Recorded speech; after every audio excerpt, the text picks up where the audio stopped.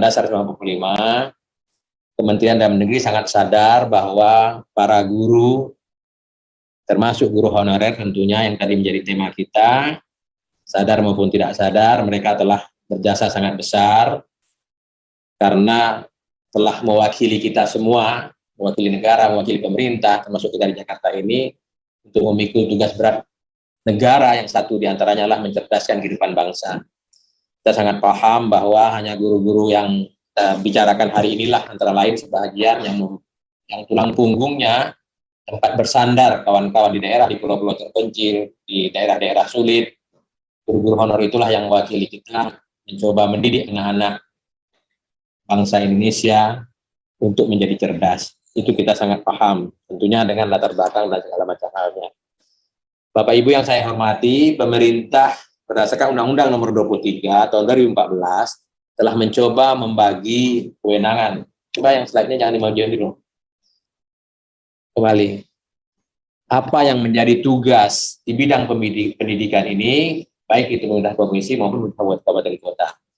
Urusan pemerintahan yang diserahkan kepada pemerintah daerah, itulah yang disebut dengan urusan pemerintahan konkuren bidang pendidikan. Urusan pemerintahan konkuren adalah kekuasaan penyelenggaraan negara yang ada di tangan presiden.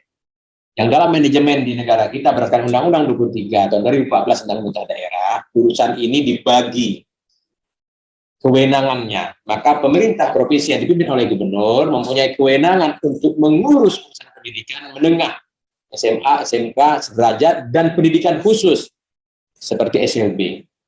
Nah, kemudian untuk urusan pendidikan anak usia dini, PAUD, taman kanak-kanak, dan sejenisnya, pendidikan dasar SD dan SMP dan sederajat, dan pendidikan kesetaraan paket A, B, dan C, kewenangannya berdasarkan Undang-Undang 23 diserahkan kepada pemerintah kabupaten kota yang dinakodai oleh bupati dan wali kota. Kira-kira skenario kita sudah sangat paham, tapi ini tetap perlu kita selalu sampaikan pada kesempatan-kesempatan yang baik seperti ini. Nah, sekarang kita masuk ke tema kita tentang guru. Pengangkatan guru-guru honorer ini tentunya nanti akan dijelaskan oleh Kepala BKN atau Menpan tentang syarat-syaratnya, seperti nomor 4 itu. Syaratnya. Landasan hukumnya juga semua kita ambil cantumkan di sini, banyak sekali landasan hukumnya yang menjadi dasar daripada penanganan guru-guru yang sedang kita bahas, guru honorer dan guru P3K. Nah, guru P3K adalah manajemen pegawai pemerintahan dengan perjanjian kerja, itu tercantum dalam PP No. 49 tahun 2018. Di sini disebutkan bahwa guru tentunya pada huruf E merupakan jabatan fungsional. Merupakan jabatan fungsional. Jadi kalau kita kembali ke D pasal 2 ayat 1 PP 49 2015 tentang P3K itu, pegawai pemerintah dengan perjanjian kerja, ada yang fungsional dan seterusnya. Maka guru adalah ditentukan pada E adalah jabatan fungsional. Terus ke slide berikutnya. Nah, peraturan bersama 5 menteri itu mengatur, ya kan, SKB bersama. Gubernur bertanggung jawab melakukan penataan dan pemerataan guru. Karena kita sangat paham bahwa di daerah kadang-kadang guru menumpuk di sebuah tempat, kurang di tempat yang lain. Pada saat guru menumpuk, kekuasaan yang menggeser guru yang menumpuk tersebut kadang-kadang sedikit abai, sementara daerah yang kosong gurunya, nah ini menjadi masalah, akhirnya kepala sekolah mengangkat guru honor dengan gaji yang tadi telah disampaikan oleh Bapak Ketua, sangat memprihatinkan. Sehingga berpotensi seperti yang disampaikan oleh Ombudsman misalnya. Nomor 2, gubernur mengkoordinasikan, memfasilitasi pemindahan guru. Itu maksudnya antar kabupaten kota, gubernur punya kewenangan untuk memindahkan di mana guru yang lebih ke guru yang kurang. Nah, kalau kita lihat lagi pada pasal 6 SKB 3 Menteri, huruf C, sebelah kanan, pemerintah daerah, provinsi, dan kabupaten kota perlu melakukan pemetaan guru. Jadi selain kita berupaya mengangkat guru honor segala macam, tapi pemerataan ini menjadi hal yang sangat penting karena ketimpangan atau disparitas ketersediaan guru pada lokasi-lokasi tertentu diakibatkan karena jumlah guru menumpuk di daerah tertentu, terutama di perkotaan. Daerah-daerah terpencil selalu menjadi daerah yang kekurangan guru. Karena itu beberapa daerah membuat kebijakan bahwa apabila ada penerimaan guru, maka wajib bekerja di daerah tersebut sampai 10 tahun. Tapi karena alasan tertentu, suasana pindah guru sampai sekarang ini menjadi persoalan yang sangat penting yang harus kita selesaikan dengan manajemen kepegawaian. Yang I-nya itu kebijakan penataan guru daerah dapat dilakukan dengan alih tugas ataupun alih fungsi.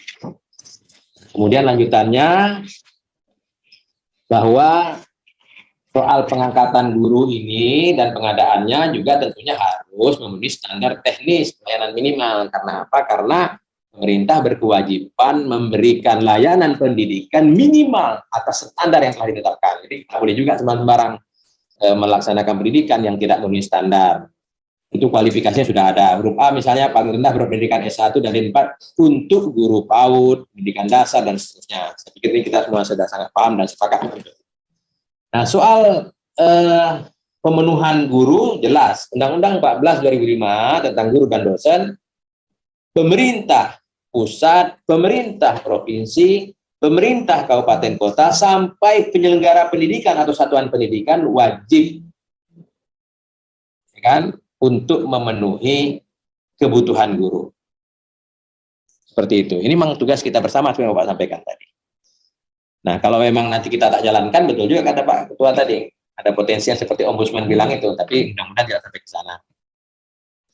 Nah, guru-guru yang diangkat sesungguhnya dapat dipindahkan.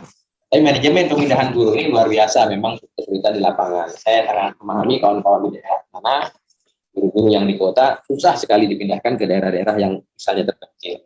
Nah, sementara data yang tadi Bapak harapkan dapat, ini yang kita himpun bersama dengan Kementerian Pendidikan dan lembaga terkait lainnya, walaupun ini data sangat dinamis. Karena setiap hari mungkin ada guru honor yang bertambah, ada guru yang pensiun, dan lain sebagainya. Karena itu nanti mohon instansi yang berwenang dapat mengupdate terus data ini. Ada 3,3 juta, PNS-nya 1,6 juta. Dapat kita bayangkan, berarti tugas berat mencerdaskan kehidupan bangsa berada di pundak yang lebih banyak, bukan PNS. Padahal ini adalah tugas kita bersama. Nah, kalau kita petakan lebih rinci lagi, kita zoom, kita bisa lihat guru terbanyak itu ada di Jawa Timur misalnya. Nomor 2 ada di Jawa Tengah misalnya. Nomor 3 ada di Jawa Barat. Nah, pastilah ini memang 3 daerah yang paling besar. Paling sedikit jumlah guru ada di Kalimantan Utara. Nah, ini kita lengkapkan datanya sampai dengan terakhir ini, yang bisa saja berubah nanti di update. Nah, bagian akhir saya ingin menyampaikan peran Kemendagri, Bapak pimpinan dan seluruh Bapak Ibu anggota yang sangat saya hormati. Tadi sudah disampaikan di awal bahwa sesuai dengan Undang-Undang 23, penyelenggaraan otonomi di daerah pada saat pemerintah telah menyelesaikan norma standar kriteria dan prosedur untuk pedoman pelaksanaan otonomi daerah di tingkat provinsi maupun kabupaten kota, maka pemerintah pusat sesungguhnya atas urusan-urusan yang telah diserahkan tadi tinggal mempunyai kewajiban pembinaan dan pengawasan yang disebut dengan Binwas. Nah, pembinaan dan pengawasan umum ada di tangan Kementerian Dalam Negeri sesuai undang-undang, dan pembinaan dan pengawasan teknisnya ada di Kementerian Lembaga Teknis. Berarti kalau untuk urusan pendidikan ini tentunya ada di Kementerian Pendidikan dan Kebudayaan. Seperti itu. Karena itu pada poin A ini disebutkan pembinaan umum penyelenggaraan urusan pemerintahan daerah. Ini adalah tanggung jawab kami. Ya kan? Kedua, koordinator penyelenggaraan urusan secara nasional. Itu juga tanggung jawab kami di Kementerian Dalam Negeri. Pembinaan anggaran pemerintah daerah. Itu juga tanggung jawab kami di Kementerian Dalam Negeri. Dan fungsi harmonisasi. Yang teknisnya tentunya ada di instansi teknis. Nah, oleh karena itu Kemendagri selalu mendorong agar pemerintah daerah berkewajiban mengalokasikan dana APBD-nya untuk mensukseskan tugas utama. Apa tugas utama pemerintah daerah yang dipikul oleh gubernur, bupati, dan wali kota? Tugas utamanya adalah mengurus dan mengelola urusan pemerintahan konkuren wajib berpelayanan dasar. 1 diantaranya adalah pendidikan, ditambah dengan 5 urusan pelayanan dasar lainnya. Pendidikan. Jadi seluruh kekuatan APBD sesungguhnya menurut undang-undang clear harus diarahkan kepada urusan-urusan yang menjadi prioritas. Yang pertama, pendidikan. Nah, tentunya melengkapi hal-hal yang mungkin masih kurang atas APBN yang dialokasikan. Karena kewajiban 20% anggaran itu wajib di semua tingkatan anggaran. APBN 20%, APBD provinsi 20%, APBD kabupaten kota 20%. Nah, seperti itu kira-kira. Oleh karena itu untuk APBN tentunya nanti Pak Dirjen Pak Ihsan akan menjelaskan bahwa untuk gaji segala macam di 2021 penyediaan dana melalui dana transfer umum untuk gaji guru P3K. Nanti Pak Ihsan dapat Kemudian tentunya dengan segala hormat akan nambah penjelasan penjelasan ini. Ini barangkali Bapak Ibu sebagai tugas umum Kementerian Dalam Negeri, prinsipnya Pak Menteri Dalam Negeri berpesan bahwa seperti di awal tadi, kita sangat sadar bahwa guru telah mengabdikan dirinya untuk menjalankan tugas negara, tugas kita bersama, yaitu mencerdaskan bangsa. Bagian penting dari struktur untuk mencerdaskan bangsa. Nah itu kami Kemendagri insya Allah akan terus membackup kawan-kawan Kementerian Teknis untuk agar daerah-daerah mempunyai prinsip yang sama atas guru ini. Terima kasih. Hadanallah wa iyyakum ajma'in. Wassalamualaikum warahmatullahi wabarakatuh.